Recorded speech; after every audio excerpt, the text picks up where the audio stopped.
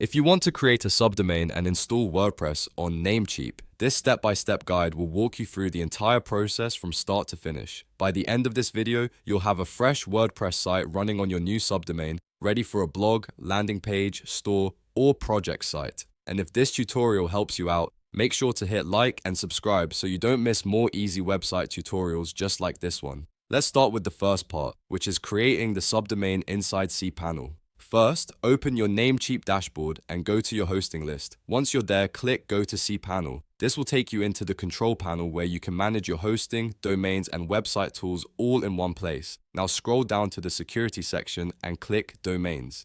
This is where you can add a new domain or subdomain to your hosting account. Next, click Create a new domain. In the field that appears, enter the name of your subdomain. For example, if your main domain is yourdomain.com, you might type blog as the subdomain name so it becomes blogyourdomain.com. After that, uncheck the option that says share document root with your main domain. This part is very important because you want the subdomain to have its own separate folder, not use the same directory as your main site. Once you uncheck that box, verify that the document root field automatically fills in with a new path, such as blog.yourdomain.com. That confirms the subdomain will be created in its own folder. When everything looks correct, click Submit. Give it a moment to process, and once it's done, your subdomain will be created successfully inside Namecheap cPanel. Now that the subdomain exists, the next step is installing WordPress on it using Softaculous. To do that, go back to the main cPanel dashboard and find WordPress Manager by Softaculous. You'll usually see it in the left sidebar or under the Tools or Software section depending on your cPanel layout. Click on it, then select Install. This will open the WordPress installation form. At the top, look for the Choose Installation URL Protocol dropdown and select HTTPS.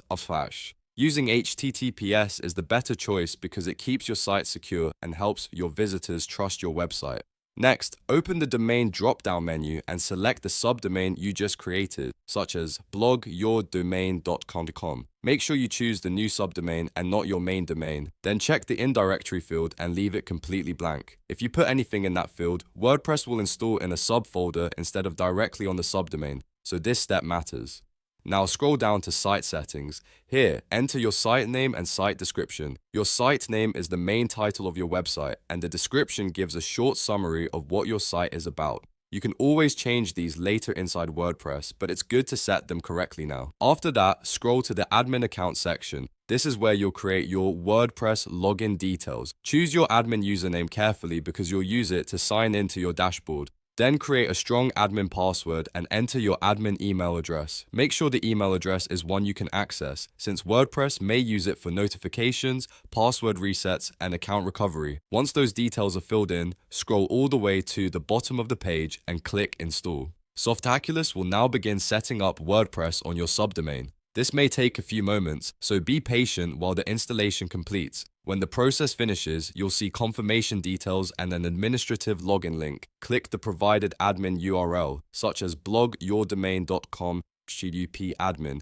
to open your new WordPress dashboard. From there, you can log in with the admin username and password you just created. And that's it. You've now created a subdomain in Namecheap and installed WordPress on it successfully. From here, you can start customizing your theme, adding plugins, creating pages, and building out your website. If this video helped, don't forget to like, subscribe, and turn on notifications for more simple WordPress and hosting tutorials. Thanks for watching, and I'll see you in the next one.